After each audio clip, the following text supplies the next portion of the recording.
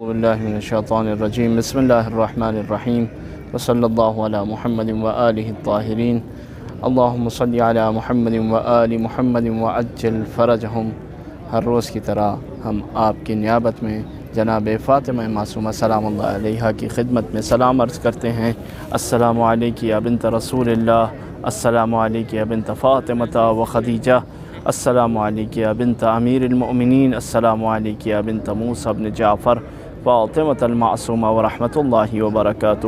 اور جناب فاطمہ معصومہ کی بارگاہ میں دعا گو ہیں کہ پروردگار تجھے جناب فاطمہ معصومہ کا واسطہ تمام مریضوں کو، اور بالخصوص جن لوگوں نے التماس دعا کہا ہے ہماری ویڈیو میں، ان سب کے مریضوں کو شفائے عاجل و کامل عطا فرما۔ مسلسل آپ کی خدمت میں جو موضوع چل رہا ہے وہ یہ کہ قرآن مجید میں کیا چیزیں بیان ہوئی ہیں اور قرآن مجید کن کن چیزوں کو بیان کر رہا ہے۔ تو مسلسل چیزوں کو بیان کرتے ہوئے بات انسانیت تک پہنچی۔ کیا قرآن مجید انسانیت کے لیے بھی کوئی بات بیان کر رہا ہے یا نہیں؟ ہر چیز کے لیے بیان کر رہا ہے، انسانیت سے اس کا کوئی ربط نہیں ہے اور انسانیت کے بارے میں کوئی چیز نہیں بیان کر رہا۔ آیت کو مختصر کر کے بہت جلدی آپ کی خدمت میں کچھ مطالب عرض کریں گے۔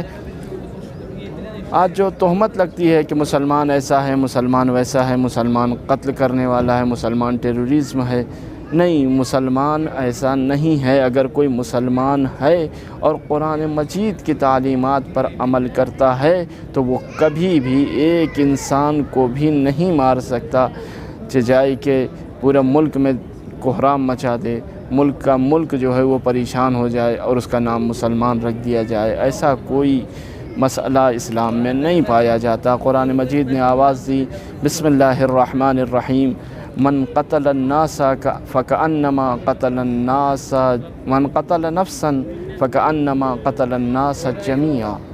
جس نے بھی ایک انسان کو قتل کر دیا، ان انسان کو قرآن مجید نے، ایک آدمی کو، پوری انسانیت آج اگر حساب کریں تو 7 ارب اگر انسانوں کی تعداد ہے تو قرآن نے ایک انسان کو 7 ارب انسانوں کے برابر حساب کیا۔ تو جو کتاب، جو تعلیم، جو خدا، جو رسول اس طرح سے ایک آدمی کا حساب کرتے ہیں، وہ کیسے کسی ایک انسان کو مارنے پر یا اس کے قتل کرنے پر تیار ہو جائیں گے؟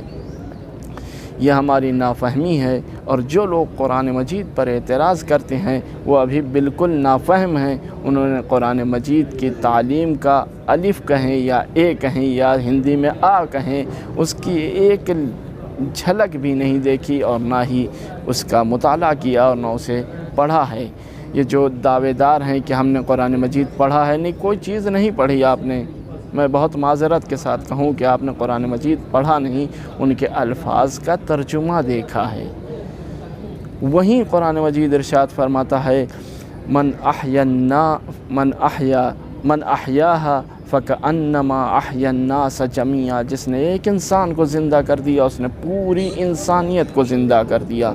اتنی اہمیت رکھتی ہے انسانیت قرآن کی نظر میں، پیغمبر کی نظر میں، اسلام کی نظر میں اور پروردگار عالم کی نظر میں۔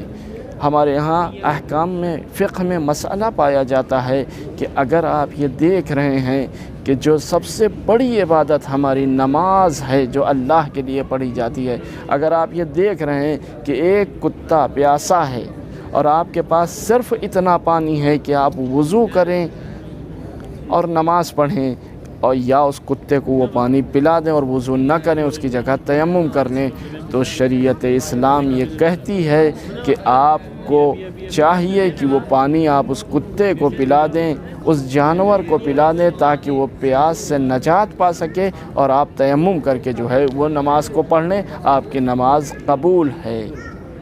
تو یہ اہمیت ہے انسانیت کی، اتنی ارزش ہے، اتنی ویلیو ہے اسلام میں، اللہ کی نگاہ میں، پیغمبر کی نگاہ میں۔ اب اسی کے مطابق آپ یہ سمجھ لیں کہ جو لوگ کچھ بھی بیان کرتے ہیں، ان کا بیان बेहुदा है और बेकार है। लिहाजा हमें चाहिए कि हम कुरान मजीद में देखें कि क्या ये चीज़ें कुरान मजीद में बयान हो रही हैं और कुरान मजीद ने किन चीज़ों को कितनी अहमियत दी है। वसल्लल्लाहु अला मुहम्मदिन व आलिहि ताहिरीन। अल्लाहुम्मा सल्लि अला मुहम्मदिन व आलि मुहम्मदिन व अज्जिल फरजहुम।